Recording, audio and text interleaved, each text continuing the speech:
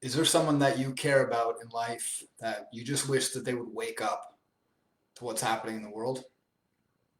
Or maybe there's someone who you're concerned about their physical health, their mental health, their emotional health, or their spiritual health, but they just don't get it. They just don't see how they can transform their inner world and ultimately their external world. I'd like to share my favorite ways to get someone to wake up who doesn't want to wake up. But before I begin, let me just be very clear and say that I don't believe there's any way to make someone wake up who doesn't want to wake up. And in fact, I think that trying to do that, trying to force somebody to wake up who doesn't want to wake up, is actually the greatest sin that there probably is. Impeding free will is the ultimate sin in the universe. Trying to force somebody to do something they don't want to do just never works. So I know that the title is a bit of a clickbait, how to wake someone up who doesn't want to wake up. But what I'm about to share with you are ways that I have personally helped people wake up who maybe weren't aware that waking up is a thing that they can do. And what does it even mean to wake up in the first place? So when I say wake up, what I'm referring to is a greater level of self-awareness, a greater level of our own inherent divine nature, a greater level of our superhuman, as you can see in the sign behind me, superhuman nature. And I believe that we all have that inside of us. So there are three very powerful ways that I've been able to encourage others to wake up, even if they don't want to, even if they're not ready to, even if they're straight out not willing to. Now again, I didn't achieve this by impeding free will. I didn't achieve this by telling them they're sleeping or accusing them of anything or judging them or making them feel bad. That never works. I've learned that whenever I try to force somebody to understand something or believe something or wake up to something, all I'm doing is forcing them to stay rooted in their identities. In other words, by trying to force somebody to wake up to something, I'm actually encouraging them to keep their own beliefs. We all have a need for individuality, a need for autonomy to make our own decisions. And so if I try to force anyone to make a decision, they'll usually do the opposite.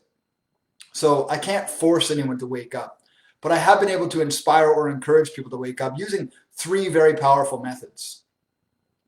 The first one is to inspire them with my own example, to not try to wake them up, because they don't need me to wake them up.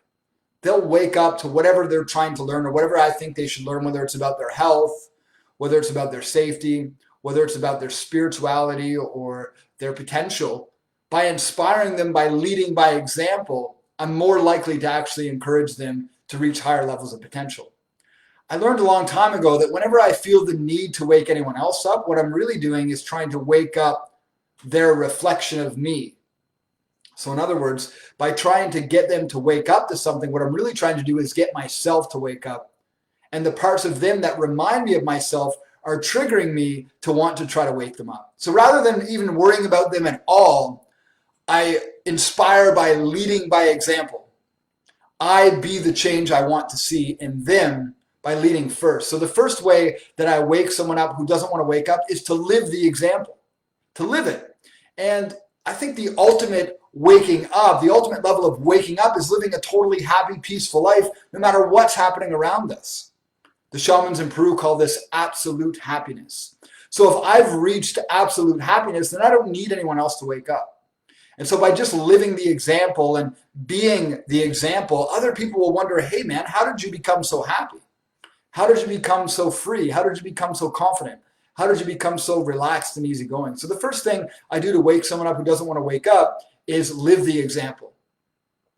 The second way I encourage people to wake up who don't want to wake up is to allow myself to receive, to be open to hearing their perspective, to be open to fully understanding where they got their views from. If I'm trying to help someone understand my spiritual views, or if I'm trying to help someone understand my economic views, or my views about politics, or my views about religion, or my views about the medical system, or my views about the education system, I won't just start throwing my opinions on them. I'll first ask them questions. I'll get to know their perspective. I'll allow them to fully release whatever tension that they're holding on about the subject so that they can relax. When I allow myself to receive and I allow them to express themselves to me, not only do I remove and release any emotional tension they might be feeling about the subject, but I also create opportunities for me to understand their language and their perspective. When I hear somebody else's perspective and I hear the language they're using about their perspective, then I can use that same language to build rapport. For example, if I talk to somebody who's a hard-nosed Christian who's really strict in their Christian views, and they believe that Christ was the one and only Son of God and the one manifestation of God on earth, and that there was no one else like him and there never will be anyone like him, the first thing I'll do is ask them their story. Tell me your story around how you found Christ, how you became Christian. I'll listen to their whole story, and they'll tell me their whole story, and they'll be very excited and inspired to tell it to me. Once they've told me my story, then I'll do the third thing, which is ask them permission to share my perspective. Hey, listen, I love your perspective. Can I share mine?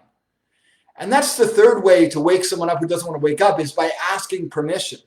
So by asking them permission to share my story, and not telling it as something that they need to do, but telling it as something that's worked for me in my life, maybe they don't receive it, but maybe it plants a seed. Maybe it starts the process of them waking up to my perspective, because the truth is, I don't know what I don't know. So I don't know if my perspective is right. And you might think your perspective about the government or coronavirus or religion or spirituality, you might be really forceful in my beliefs. I used to really try to push my beliefs on others, but it never worked. It never, ever worked. When I open myself up to receive the beliefs and the perspectives of others, I'm showing respect and showing that I actually care about what they think and that I'm open-minded. Once I allow myself to fully receive their viewpoint, hearing the language they use, hearing the emotions they experience, and getting familiar with the way that they see the world, then, number 3, I'll ask permission to share my view.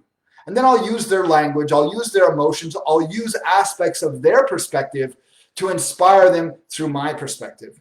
So again, using the example of a Christian, I might say, that's very interesting. You know, I actually had some visions where Jesus came to me during ayahuasca ceremonies. And I was told by Jesus that Jesus is the higher self that exists in us all, and that the man that we know 2,000 years ago wasn't really named Jesus, but that Jesus was a title he was given because he connected to this higher part of himself, and that he was meant to be an example to show how high we can raise our consciousness, but that he's not the only one that can do that, and that others have been able to achieve this as well.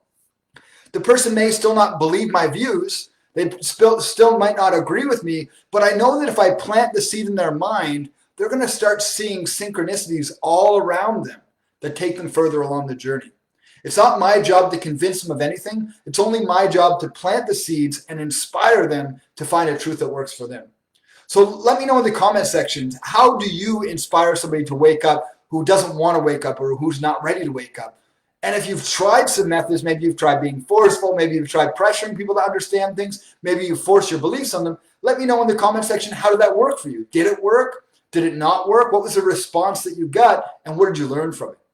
Thanks for watching, everyone. If you want to be surrounded by a community of people who are waking up and who respect where you're at in your journey, but also encourage you to expand yourself even further, check out my new organization, The Tribe. We're an online community. We've got people from all over the world. It's totally free to join. I'll put the link in the comment section. It's completely free to join. We have weekly live social events. We have an online app that's absolutely free to join. It looks like Facebook, but without the drama.